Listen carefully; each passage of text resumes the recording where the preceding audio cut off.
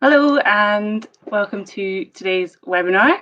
My name is Emily, I work for Cycling UK, and I'm going to be talking to Karen Darke, who is someone who has done a huge amount of different adventures, including traveling all over the world on her hand cycle.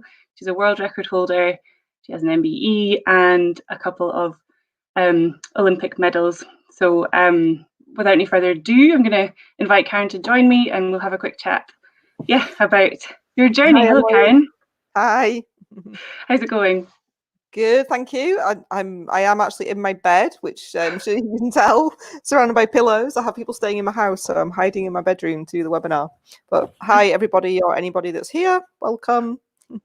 This is just working from home pandemic life, I think. Everyone's trying to make it work however they can, finding a space. Absolutely. As you can see, I'm in my spare room, so this is just how it goes.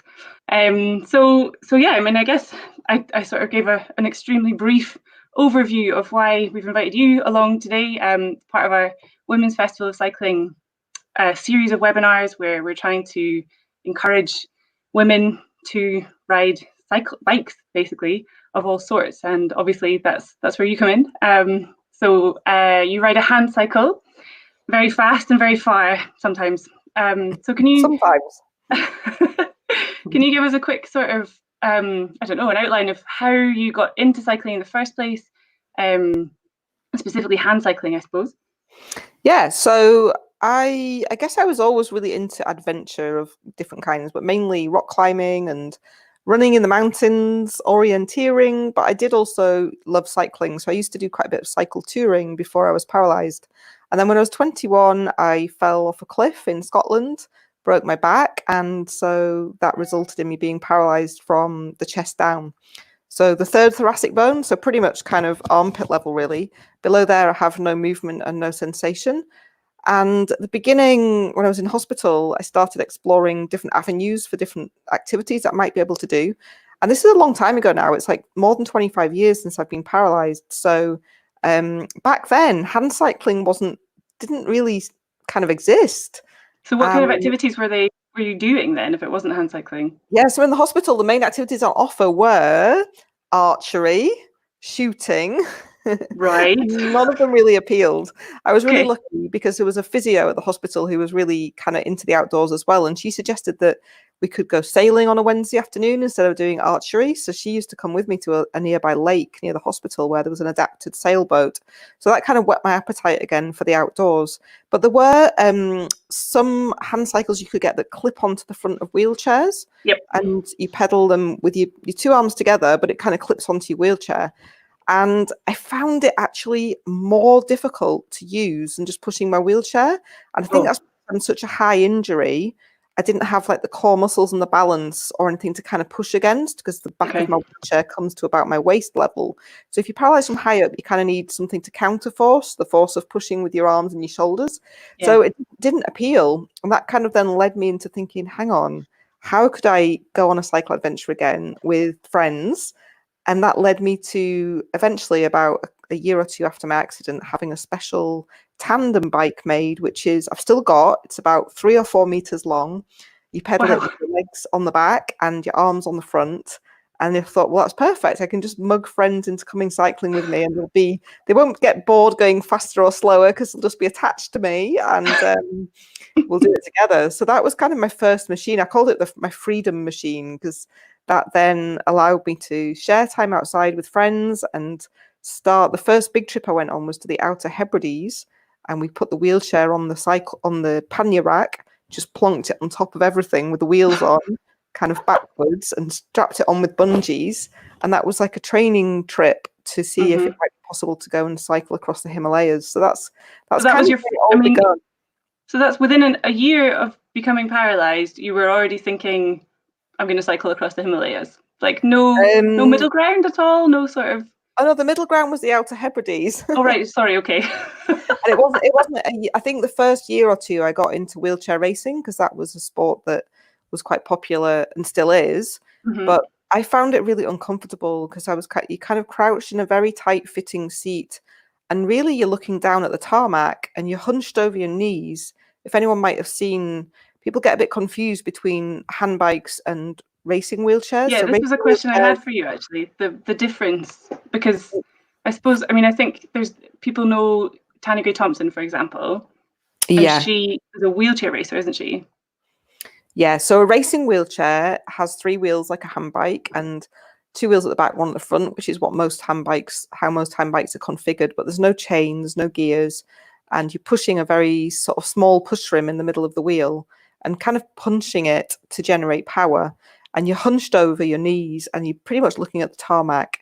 And when you're paralyzed from high up, as I am, you don't have those core muscles to kind of sit up and look at where you're going. So you get a really sore neck from kind of constantly straining. So when I discovered hand cycling and being in that recumbent position, I call it a bit like a mobile sunbed, but it was just kind of transformational because suddenly you could go out and really enjoy being outside and look up and see the mountains and the sky. And yeah, for me, it was just a far more pleasurable activity. And having gears obviously meant that hills, you weren't getting worried. In a racing wheelchair, you can't really just go into all terrain because there will be hills that are just too steep for the push rim and the gearing. So with a hand bike, I, to this day, touch wood, I haven't found a hill that's tarmacked that's too steep for me to get up. There is one in the northwest of Scotland that is too steep for me to keep the pedals going round and over the top. So I have to kind of pull, put the brake on, crank backwards, pull again, brake and crank backwards. That's right up in sort of north of what's the place that's famous for the pies up in the northwest Scotland? I'm not sure. Maybe somebody can help us out in the comments. Someone who knows the pies of the northwest of Scotland can. Famous pie shop. Anyway, it's in a loop, kind of in Assynt, just north of that Right. village. It's famous for pies. So Outer Hebrides, obviously, that sounds like it was kind of, you were just basically making it up as you went along, and then that showed you it was possible. What were the biggest challenges, I guess, when you were kind of figuring it all out as far as cycle touring on a hand cycle? Obviously, space to carry equipment is quite a big one. So if I want to go cycle touring on my own on an actual hand bike, you've got to figure out a way to take your wheelchair because hand bike isn't handy for getting into places. So I've spent quite a lot of time. The very first time I went cycle touring on my own was about 4 years after my accident, and I decided to get a train to France and base myself in Avignon to start with and just kind of see if I could figure out doing a bit of touring on my own. So I had a special kind of tow bar made for my hand bike that I could manage to reach around and clip my wheelchair onto, and it all seemed great, but I'd not actually properly tested it in practice. So I remember getting off the train in Avignon with very limited French, and the guy that worked at the station helping me get my wheelchair on the back of the bike, and then I had my camping kit in the wheelchair. Okay. Very limited stuff with me, and I set off cycling towards a campsite and crossed the bridge across the river in Avignon, and my wheelchair somehow came unhooked and was suddenly going past me in the fast lane and crashed into the side, and all the stuff fell over the floor, and motorists were stopping to help me. So yeah, there's teething problems. I think, there's a lot. I think when you're in a wheelchair and you're trying to have adventures, there's always a lot of inventing needs to be done and being creative and finding creative solutions to things. Probably now there's more actually off the peg solutions around if you can research hard and find them. But yeah, so. But there's a lot of people in the comments telling us that the pie shop is in Lochinver. So correct, Lochinver. Thank you. Thanks, Dave. Thanks, everyone. So I mean, that hill sounds hard enough. It sounds like a very steep hill, whether you're on a hand cycle or not. So good job. Pies are worth it, presumably. I do remember for the first time I ever did that loop was quite early on in my days of being paralysed and quite new to hand cycling. And it's hard to describe exactly where the loop goes, but you don't actually go into Lochinver, but I started on Loch Assynt near the castle there, and then kind of did a big loop round to the north and back over. I think you come down across the edge of, oh God, it's such a long time. Is it Ben A that's up there? Anyway, my friends had all gone hiking up one of the mountains, and I was just out cycling this loop on my own. And about 9 o'clock at night, when I still wasn't back, they came looking for me, and it just took me so long because then I wasn't as fit then. and it was a huge journey. And all I'd taken to eat was like one of those mini packets of Pringles. I was completely not on the radar of how to look after yourself and be an athlete. So I ended up being rescued and brought home at the very end of the day. And I went back about 5 years ago and did the same loop, and it was all done and dusted in 4 hours. And it seemed incredibly easy compared to the first time I did it. So, yeah. I mean, we'll come back to. I do really want to talk about your your adventures and your sort of advice that you would give. But let's sort of, if we're thinking about chronologically your journey to where you've got to just now. So you went cycle touring with your chair in France, and that sounds like it was another steep learning curve. Was that before the Himalayas? Was that another kind of?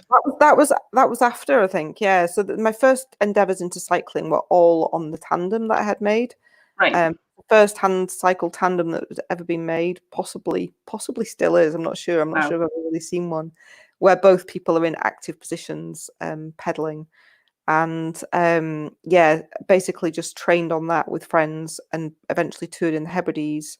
And that was kind of the build up to, that was it really, to head off to the Himalayas. And we flew to Almaty in Kazakhstan, and then to Bishkek in Kyrgyzstan, and began cycling in Bishkek. We went by land from Almaty to Bishkek, and then began in Bishkek, cycled through Kyrgyzstan and up into the Tian Shan Mountains, crossed the border from Kyrgyzstan into China, which was hugely challenging back in, I think it was 1996, so 3 years after my accident. And back then, that border it was only the first year that the border between what had been the Russian countries and China had been open. So you had to have special permission from a Chinese travel organization to enter the country, and they had to meet you at the border at a specific time on a specific date. So we ended up, of course, getting there early because we were so anxious about missing our crossing date. Yeah, how do you know how long that's going to take you if you've never done it before? Exactly, and it's all dirt roads and pretty rough terrain. So yeah, we got there early in the end, and then we all got very, very sick because it's the middle of nowhere with pretty basic hygiene, and yeah, it was a fairly rough place, but it was incredible journey. It was 6 weeks in total cycling, and then from China to Kashgar in China, and then we began cycling from Kashgar through the Taklamakan Desert, which was extremely hot and stony, and then up into the Karakoram and Tian Shan Mountains, and finally descended down into Gilgit in Pakistan. So yeah, I mean, it was incredible adventure, and probably one of the few windows where that part of the world, the Hunza Valley, you're kind of cycling beneath K2 and some of these incredibly, they're just these amazing Himalayan peaks. It was a dream come true for me, having gone from lying in a hospital bed, paralyzed, wondering what your life would ever be. I'd broken my neck. When I broke my back, I also broke my neck, and that meant I'd had metal bolts drilled into my skull here. And a halo and weights hanging off it. So I'd spent a lot of time lying in a bed just looking at polystyrene ceiling tiles and really kind of thinking my life of adventure was over. So that journey was super transformational for me, because it was just very special to do something independently, no support vehicle, just with a few friends, going on a really intrepid journey and managing and surviving, and I mean, shout out to your friends. Your friends sound amazing. From being up for joining you on this tandem, which didn't exist until you asked for it to be built, and then coming up and rescuing you from halfway up a hill, because there were, I mean, that's pretty amazing, and obviously has made a big difference to your ability to do everything else that you've done. Yeah, sorry, what do you mean rescuing me halfway up a hill? I missed that. No, I don't mean rescuing you, sorry, when they were concerned that you hadn't come home after 9 hours that time. Yeah, that was years later, but and a different set of friends. But I have been really fortunate, I think, when I was paralyzed. Because I was kind of immersed in a world of outdoor adventure, I was really fortunate to be surrounded by some really special friends who were really up for just trying new things. And without that support, it would have been so much harder to have got into the life that I've had. And I've been very fortunate throughout my life to, none of the things I've done could I've ever done on my own. People maybe look at what I've done and think I'm fiercely independent and I just go and do all these things myself. And I am fiercely independent, but I can't do all of these things myself. And it's only thanks to some incredible friends that anything's been possible. It's amazing. It's interesting. A lot of the webinars that we've done for the Women's Festival of Cycling, the sort of thread that unites them all is this sort of the feeling of community and the importance of having people around you that are supportive of what you do. And we talked to Emily Chappell the other day, and she was talking about obviously her invisible peloton that she kind of draws strength from when she feels in a low place. And obviously, whether the friends are invisible or whether they're there, obviously it makes a big difference, doesn't it, to kind of keep you going.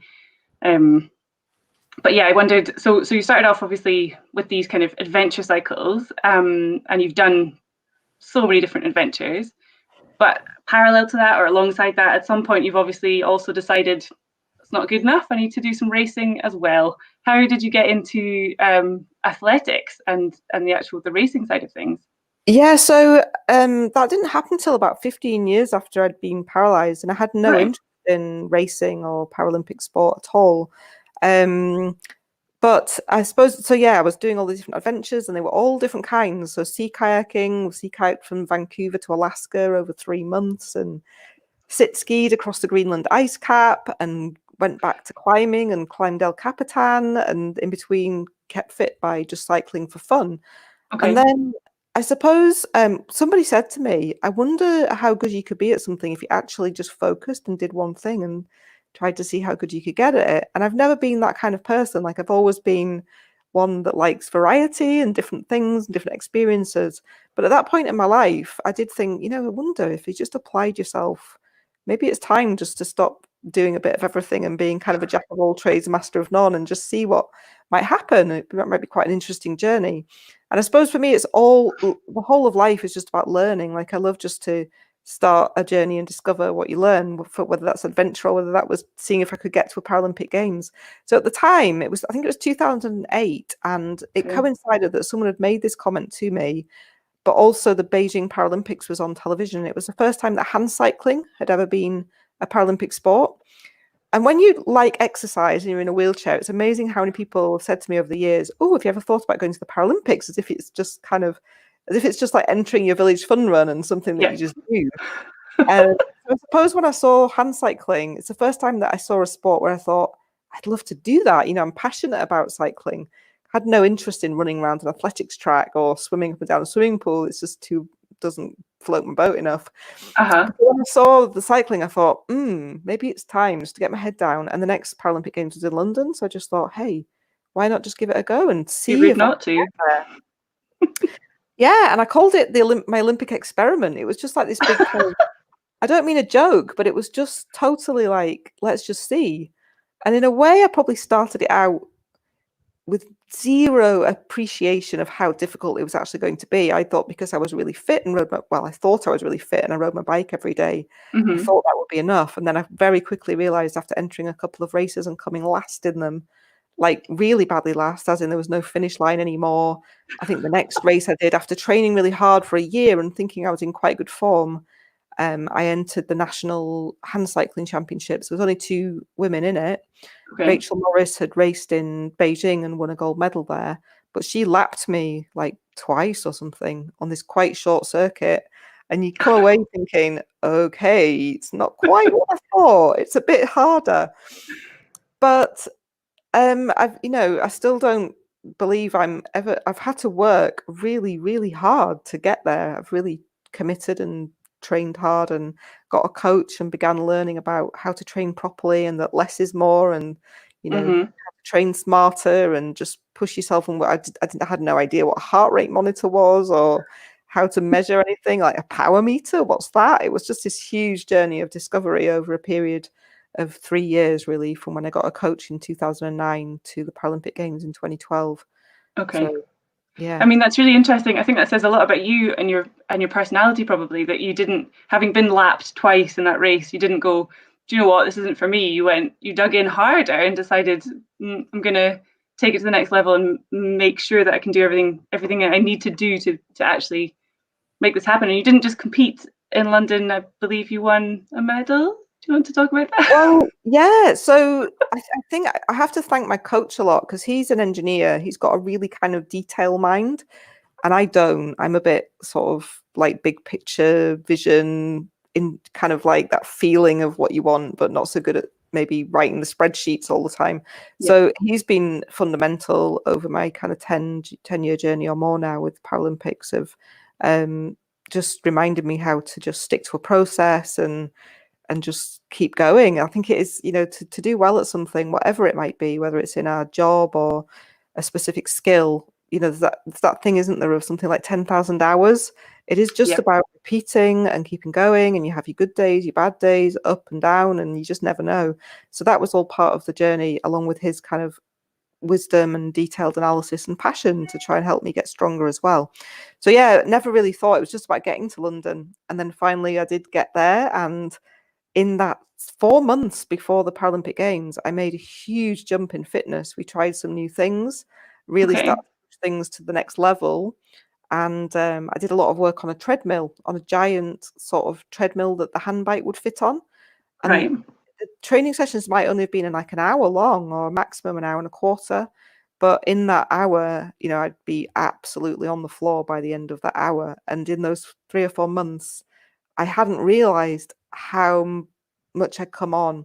So when it actually came to getting to London, it was a shock to me to realize that I was as strong as I was. And I'll never forget, well, the shock, first of all, of winning the silver medal.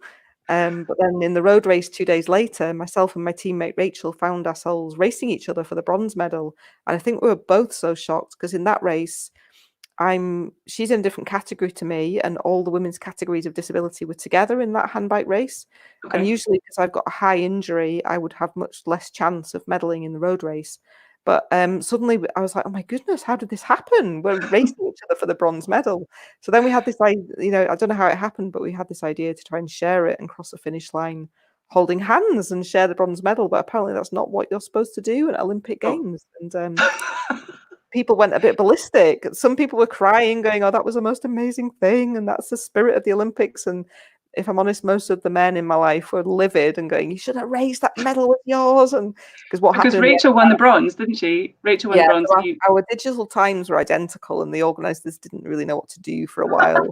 And we were like, but you could just give us both a medal. But I don't actually think they have 2 medals, so they weren't having that. So they looked at a photo and decided that Rachel's wheel was maybe like a couple of millimeters ahead of mine, and gave her the medal, and then invited me onto the podium to share in it. And then the team psychologist followed me around for the whole day or two afterwards. I think he thought I was going to crack. But actually, for me, that decision, although it was impulsive and not planned at all, I realized it was very much based on my values and what's important to me. And Rachel had inspired me with her riding in Beijing. She'd had a really tough year and not gone well. She didn't medal in her time trial. And I'm not saying for 1 minute that I gave it to her at all, but we just thought, to me, it just felt like the right thing. We've been on this journey together to share that spirit. So it's never bothered me that that's what happened. It was just a really special moment on all levels. I think I certainly have an impression of people like you who compete at that level, that you must be kind of ruthless and like it's all about medaling or bust, and obviously that's just not true from what you've just said. And from no, and I don't know if I'm a bit of a, you kind of obviously go out and you give it your best fight, but also I'm a bit of a softie. So that, there's girls that have come in, women that have come into the sport who, after me, or there's a woman from Poland who had a climbing accident, and she wrote to me and she'd read my book, and she got into handcycling, and she was always like not as strong, and then she got stronger and stronger. And one year she won the world championships road race, and I think I was third, and I was crying because I was so happy for her. It's like really moving. And I think in Paralympic sport it's maybe a bit different, because people have had quite, you kind of know what kind of journey people have been on, and also the support that you've had to get there. And when I've trained my ass off and go somewhere and people are still faster than me, it's inspiring. You're like, wow, they've really worked hard, and it's a moving place. And I think there's a lot of respect and camaraderie between people. And for me, what I enjoy about my sport is not, who cares who rides a weird hand cycle the fastest in the world? It's totally irrelevant and ridiculous. It doesn't make you a better person. For me, it's just that hand cycling is my joy and my freedom, and it brings so much to my life, socially, mentally, physically, that for me, it's just a passion. And if I get to be good enough to race and represent my country and have a chance at being in that environment of a Paralympic Games, and it's a privilege. And it's not for me about, of course, it kind of on one level sort of is about winning medals, because if you put in all the hard work, it's great if you do, but at the same time, it's not. But it's easy for me to say that because I've won a medal at both Paralympic Games. If I'd worked my backside off for years and never done it, it might feel differently. Yes, presumably. But well, I mean, I think it's really refreshing to hear that it's not only the ruthless pursuit of medals, that there's more to it. Can you? Well, I mean, what's interesting for me now is that after winning gold in Rio, a lot of people just were like assumed I would retire. They're like, well, you've done everything you can do in your sport now. But it's like, yeah, but I actually like training. I like riding my bike, and I like having that focus, that the purpose that it gives you, that's a goal in the distant horizon. Mm-hmm. So I haven't given up, and I've had a really tough couple of years after Rio. I was quite ill and had a few operations, and my health was really not great. And now it's much better again, and I'm back riding, and really, well, I never really stopped riding, but not at the same level. Mm-hmm. And I really would love to go to Tokyo and make that my last games, and actually just to be there and be part of it. If I could win a medal, that would be fantastic, and that is my aim. But I don't know whether I can make it. I got dropped off the team last October after not making the podium at the World Championships. I was. How did that feel? Well, it was okay. It was just felt like, well, it's part of the journey. It feels like on one hand you're kind of ready for the rubbish heap, like someone's saying we don't think you're good enough, and on the other hand, I was like, it was just one race. It was one day, one moment. I wasn't that far off, and I was actually, for the first time in 26 years of being paralyzed, I was actually vomiting 2 days before it and in bed shivering and not very well. So I'm not making excuses. I don't know, but I'm like, hey, just try. Yeah. Yep. And I think sometimes it's better to say we've tried our best and it didn't work out than to have given up because of fear of failure or fear of something that actually isn't. Mm-hmm. Yeah. And so the plan is still Tokyo 2021 then? Yeah, it's obviously been delayed a year, so that was a bit of a surprise. So I'm kind of. How did you feel sorry to interrupt you, having been dropped from the team, how did you feel then hearing that the Olympics and the Paralympics were postponed? Did you think, haha, I can, it gives me another chance? Well, actually, had been entered the team, even though I'd been dropped, they had entered me into the Tokyo Paralympics 2020. So I did have an entry. It wasn't guaranteed because that was a long list, but it was looking positive. And also in February, I was strong. I had some powers that were better than I've seen since 2012. So I was actually feeling pretty good about it. Yeah. But then I had to have bladder surgery in late February, March, and then COVID happened. So obviously things have declined a little bit since then. But no, I think the fact that I had to have the bladder surgery would have not been ideal for being on the best form for Tokyo. So I'm very good at reframing things when they go wrong and seeing the positive in it. So I'm like, okay, now I've got. At first, it was like, oh gosh, can I motivate myself for another year of hard sessions? And then I was like, okay, come on, it's 1 year, it's actually nothing, and it gives you a bit more time. So we'll see. I'm trying and see how it goes. That's great. And you've been training under lockdown? I know you were in Mallorca, so obviously the lockdown there was even more extreme than we've experienced here. But so have you been training the whole time? Yeah, I suppose it's become like a way of life. So I have a training plan and I try and follow it as best as I can. So when in lockdown, obviously it was very, very strict in Spain. We weren't allowed to go outside at all for exercise. But I was fortunate in that I had a roller for my bike. And it's a roller that's got resistance on it, so I can do some decent work on it. And I have a car park, so a private kind of car park by the apartment. So I could go outside, and every day I just changed the direction that my bike was pointing in, so that I pretended I was in a different place, like a different view, and just shove the headphones on. And if it was just a steady session, I'd watch something on Netflix or listen to podcasts. And if it was a hard session, it's put the pumpy music on. So yeah, and then gradually it got hotter and hotter because obviously lockdown went on a bit longer than maybe we thought. So eventually I got an extension cable and a fan, and that was all rigged up in the car park. Brilliant. And it was actually gone okay. Finally got back in the gym. So in Mallorca, I've been back in the gym a good couple of months already, and I've come back to Scotland now, and there's still no gyms open. So I'm definitely going backwards at the moment, but anyway. So you're back on the rollers? Or well, bit of mixture of rollers, trying to ride out when it's not raining, and trying not to worry about losing strength because there's no gym open. But yeah, I don't even know what the time scale is for gyms reopening in Scotland. I don't have any ideas. There's no date set yet, but there's rumours of possibly, maybe the first after a week into August or something. Okay.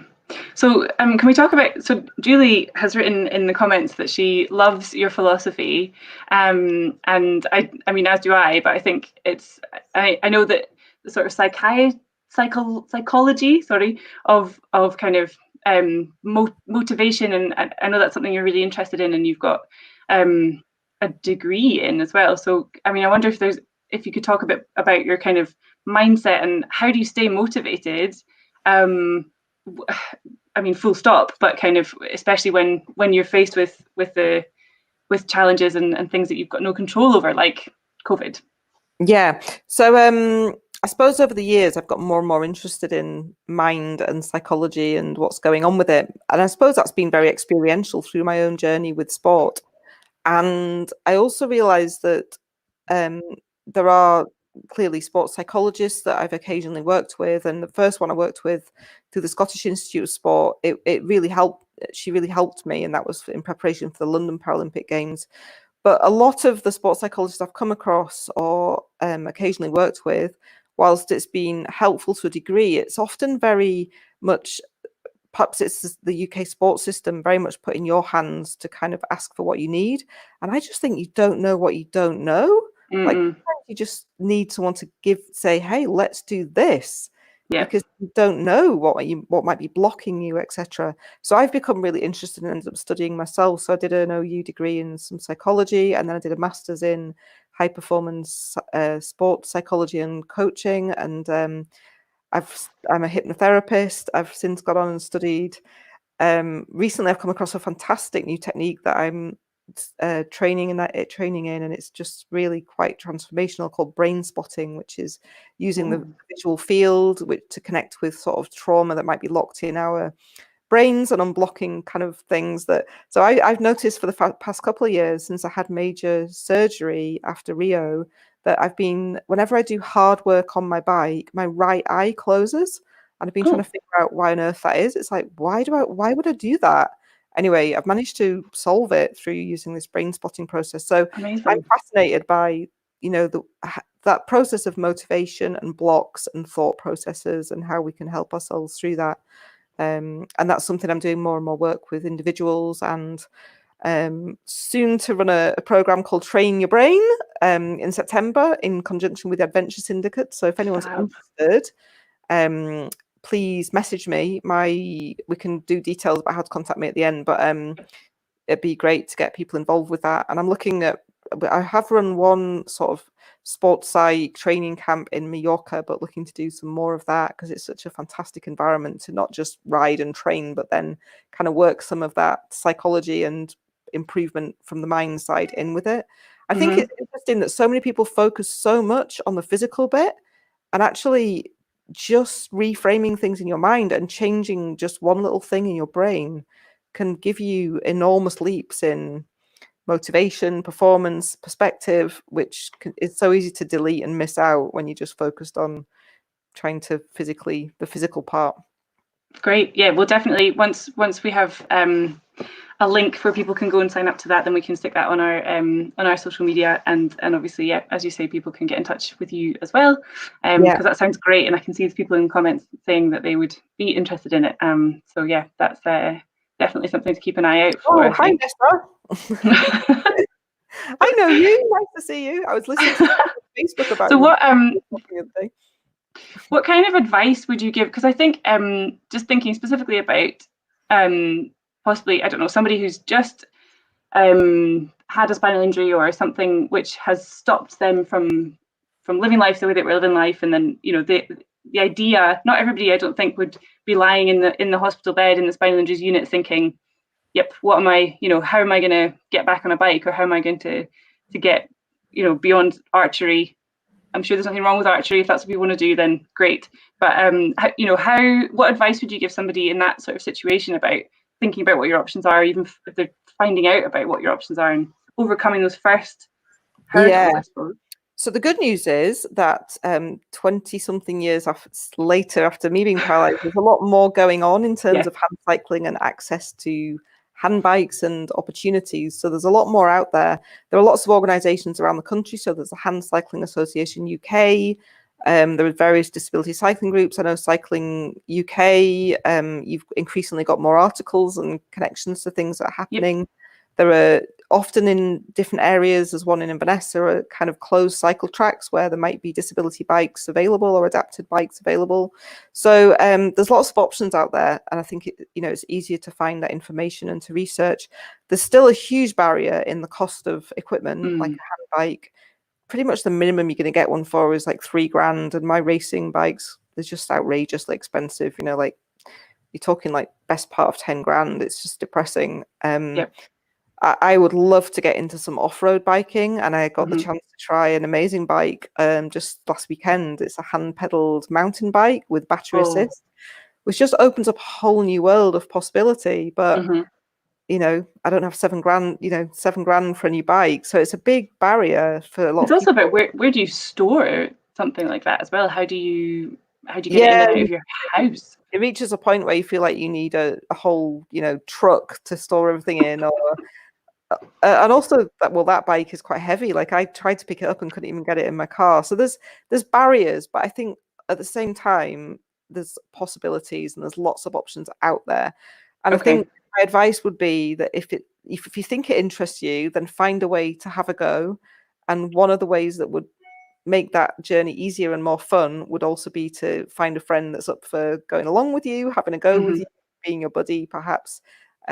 Just helping you begin that journey.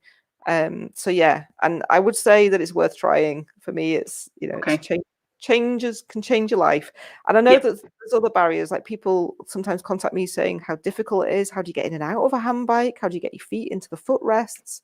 And I think it is all difficult at the beginning. Like when I was first paralyzed, I couldn't even work out how to pull my trousers up because you sat on your bum all the time. And I remember asking these two women who'd been paralyzed for quite a long time, how do you sit in your wheelchair and get dressed? If you want to go swimming and then get dressed without lying on a bed, how do you do it? And I think it's like anything, you just have to be a bit stubborn and try, ask people and find ways. But there's always ways. So in Edinburgh, we've got a hand cycling project with Ken is our development officer, my colleague, and you know him as well. And so I've kind of seen Ken kind of helping people who've just turned up, and so that's it's somewhere you can go. Certainly, if anyone's in Edinburgh and fancied using a hand cycle, then let us know. We can help you out. And I think it sounds from Ken and from what you're saying as well that there's a really close knit community, and everybody's quite happy to answer questions, even if they seem daft, I suppose. Like, how do you put your trousers on? How do you transfer, that kind of thing? There's everyone has to do it once for the first time, don't they? Facebook group like Handcycling UK, there's various Facebook groups if you had to search around, and often you could just pose questions and I'm sure people would get responses and help. And so obviously the sort of the systems are there are groups and there's people and there's things you can, but what if you, from a psychological perspective, what would your advice be to kind of overcome those barriers of I can't do that, even if all the resources are there? How, because there will people who kind of have that mental block as well. Well, like anything, I suppose you've got to have that some kind of desire to want to do it. And there's always that initial inertia that we've got to overcome, and that initial activation energy we've got to find to make something happen. So, but for me, the benefits that I gain from cycling, just psychological, physical, being outdoors in nature, sharing time with friends, is life transforming. So I guess I would, and in the beginning, it really did feel hard. Like I remember my very first go on a hand bike, which was the kind you clip onto your wheelchair, and it wasn't easy. So, but I've since met people who use that kind of bike and pedal a long way on it, like 100 kilometers on that kind of bike. So I think it's about remembering there's lots of different types of hand bike out there. There's recumbent, fast racing style. There's clip onto your wheelchair style. There's battery assist style. There's recumbent ones that are a bit more sit up and you can see around better. There's all sorts out there. So I would say just try and have a go on as many different types as you can by connecting with different projects that exist around the country, and find out maybe just investigate what's right for you before you commit to getting something. And then when you do commit to getting something, if finances are a challenge, then I know people who've crowdfunded for their bikes or had help fundraising or written to charities that might help. There are ways and means to get over that barrier as well. There are grants as well. Energy Saving Trust have just launched grants specifically for adaptive bikes. So again, that's something we can put a link up to if people are interested in getting a bit of help with funding, because as you say, that is that in itself is a very difficult barrier to overcome. It is, yeah. Who's just launched that? Sorry. Energy Savings Trust, EST. Oh, okay. So they do a variety of different loans, but this year they've just started an adaptive bike specific one. So and that's for both. And is that a loan or a grant or? It is I can't remember off the top of my head, but I think all the information is on Energy Savings Trust's website. So hopefully we can get a link up to that before the end of the chat. Yeah.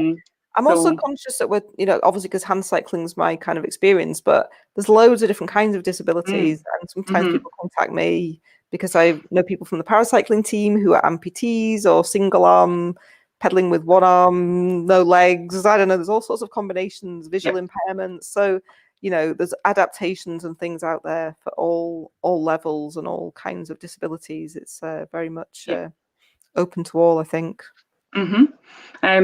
So going back to why it's so brilliant to ride a bike, let's chat about your adventures and some of the places that you've been.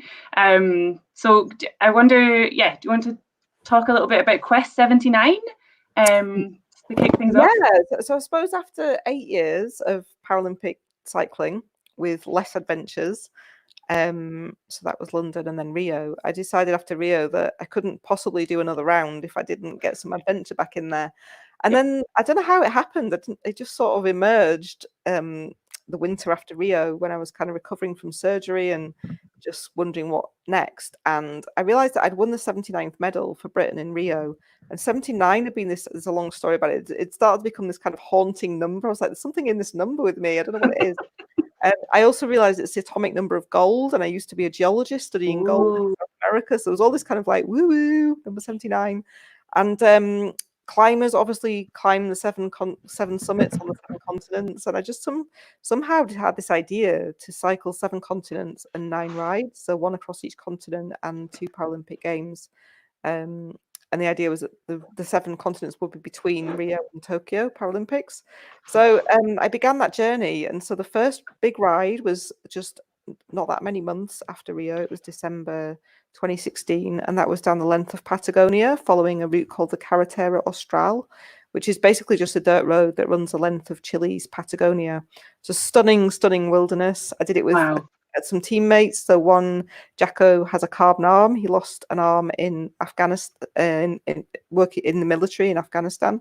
My friend Steve, who's got retinosa pigmentosa, so basically he's lost all his peripheral vision and potentially might lose all of his eyesight eventually. So, and Steve's partner, wife Caroline. So the 4 of us just went on this kind of intrepid wilderness adventure, camping in the wilds. The 2 guys had trailers on the back of their bikes, so Yak Bob trailers, one with my wheelchair on it, the other just loaded with camping kit and all the stuff to survive in the wilderness, because it's kind of like minimum 5 days ride between kind of villages where you might be able to stock up again, and we were just camping really rough, kind of in gravel pits at the side of the road, and so that was pretty big adventure on the bikes.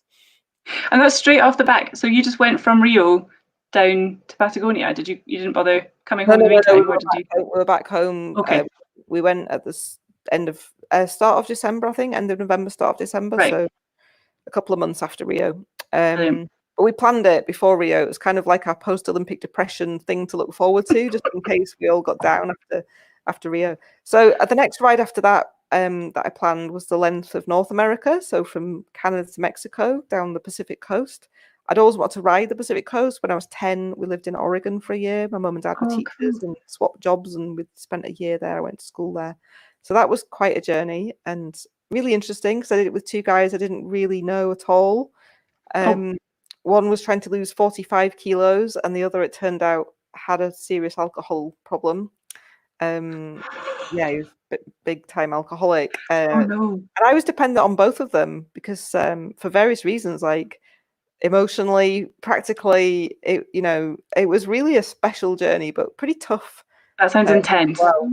It was intense and it was long days. It was, like pretty much 80 to 100K a day, Wow.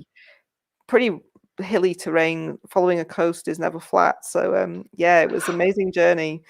Um, After that, I think it was Australia that was next. So I was competing in the Commonwealth Games for Scotland in triathlon, and I was very, very fortunate to win an award with BBC Radio 4 and the Royal Geographical Society to follow the length of Australia's Murray River from its Okay. source in the Snowy Mountains to the sea in Adelaide. And I just became fascinated by the story of the river because it basically runs through a desert and they grow all the crops of Australia and vineyards of Australia are all on this river where there Wow. basically is no water, and they divert water down the river from other rivers.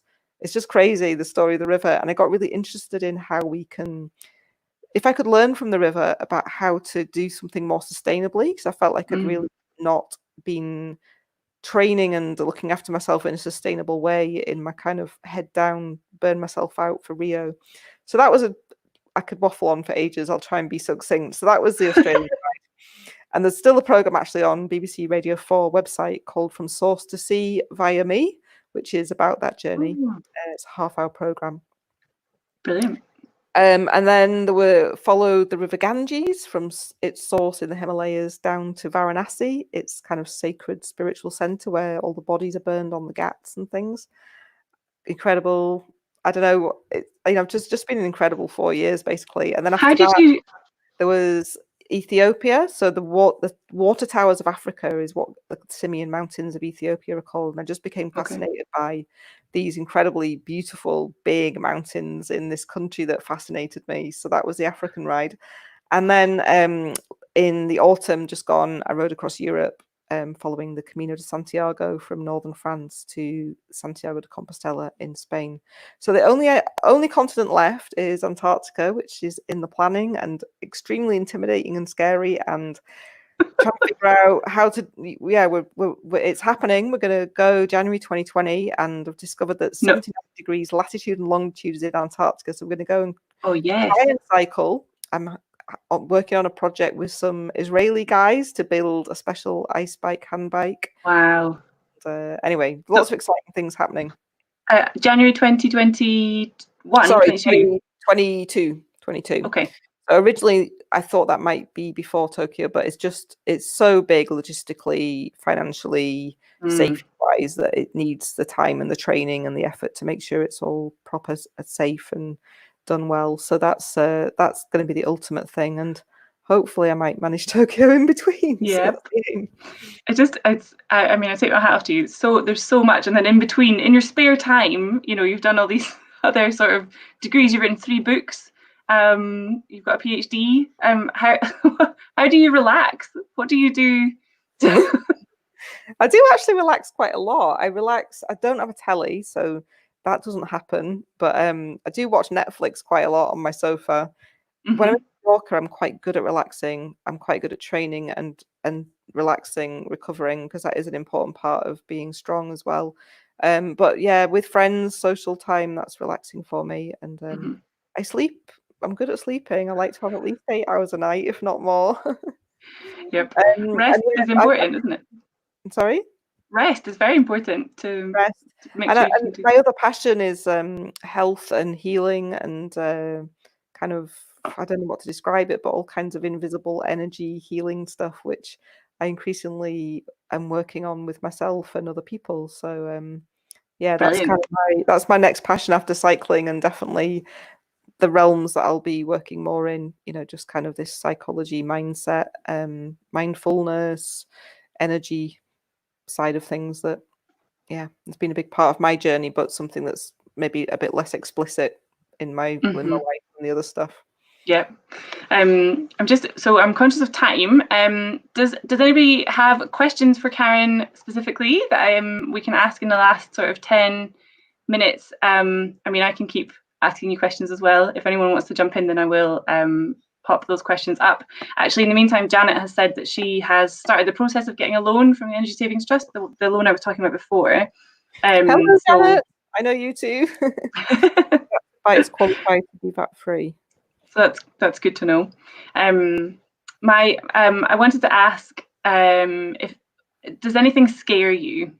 We've been talking again, a sort of thread through all of these Women's Festival of Cycling talks is kind of, you know, I suppose, and everything you've done as well, facing your fear and kind of using that, I suppose, as a way to motivate yourself. But we all get scared by different things, I suppose. But is there anything kind of, you've done so much that seems like, you know, very frightening to me. But I get scared, of course. I'm human. So especially some of the more intrepid adventures I've done, like crossing Greenland, where the actual danger factors are much higher. You know, going to Antarctica scares me. It's cold and I don't manage very well in the cold, and less so these days. So what I do when I'm scared of stuff is write down what I'm scared of and try and break it down into the detail, and then try and figure out little things that I can do about each of those little factors that might make me just feel a little bit less scared. So, for example, when we went to Greenland, I was really scared about being eaten by a polar bear, about all my kind of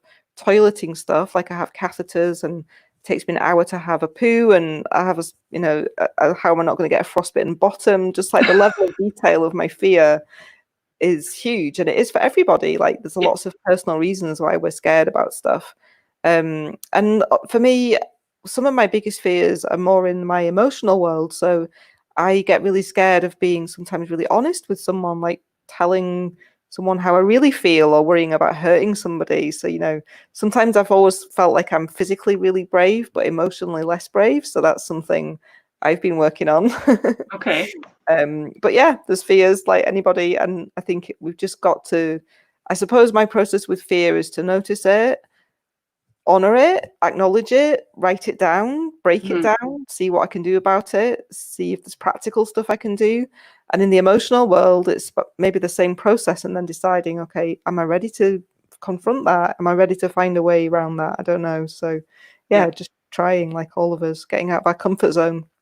But it's all, I do believe that when we step into our fear, it's always a way to learn things and discover things and perhaps become better versions of ourselves as people. So you think, so that's important then, getting out of our comfort zone, whatever that means. Everyone's comfort zone is obviously different. We've all got different sort of first steps that we need to take along the way. But yeah, that's good advice, I think, kind of just taking it, breaking it down and trying to look at it not so that it's huge and insurmountable.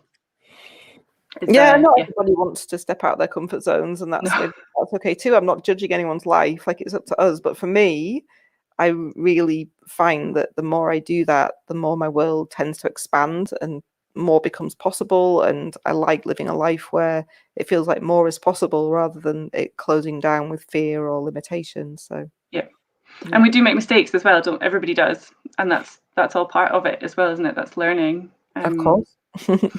So we've got Olga asking how you start your day, Karen. So tips for being productive comes back to motivation probably as well, doesn't it? Good question, Olga. And that's actually really interesting, because how I've just noticed this week since I got back to Scotland, I'm starting my day in a very different way to how I do in Mallorca. So maybe it's easier when the sun is shining and it's dry outside. So yesterday morning, I got up early because I was like, right, I'm going to go and do my training. I had like a couple of hours ride to do. I thought I'm going to do all of that and I'll be back by 10 and then I'll get on with other things in the day. And I woke up, looked out the window, and it was raining. So I definitely find it harder when the weather's not as reliable to kind of structure my day. But I always start my morning by, when I wake up, I kind of check in with myself, if that makes any sense. It's almost like, how am I feeling? Where am I at? I often use an app called Insight Timer, and I might listen to something that might kind of motivate me a little bit or have a little meditation. So I do quite a bit of just making time to have space at the start of my day, whether that be a meditation or something that kind of gets me going. I often then even have a little bit of time where I think, how do I want today to be? How can I make today happen in a way that I might want? Like, how do I want to feel today? What do I want to achieve today? So that kind of sets the day up, if you know what I mean. Mm-hmm. Doesn't take much time, but that's what I do. And do you write that down then, or do you just go through it in your head? I just do it in my head. Yeah, quite often before I get out of bed, I'll just have a few minutes where I'm thinking that, or I might do it the night before. And I always finish my day thinking about what I'm really grateful for in the day. So I usually try and have 3 things, moments, people, whatever, something that was really fantastic that I'm appreciating, like a kind of gratitude thing, which I know is becoming more of a thing generally. But I have been doing that for quite a while now. And again, I just do it in my head. But I find it just kind of tops and tails a day really well to start it and end it with that kind of mental space. I think if it's becoming a thing, then it's because it works and it makes a difference. And so that's really good advice. Thank you. And in Mallorca, after that, I pretty much start my day getting on my bike and heading out. And quite often there's a warm-up ride. It's about half an hour to the local coffee shop, and I have a little coffee, which is new to me because I never used to drink coffee until last year. Wow. And I take a big orange or some fruit with me, and that's kind of my breakfast or my ride energy. I have a ride and then day goes on from there. But so I mean, I've got one more question because we're going to run out of time otherwise. But I wanted to ask, where of all the places you've been and all the things you've done, what are you most proud of that you've achieved? Just one thing of all the things. Really that hard question. I don't know something so different. I suppose, like anybody, you probably look at life and think, what have you not done that you thought you might? Like, I guess I always thought I might have a family or be in a relationship. I don't know. So those are kind of the areas of life that I'm like, what might have compromised?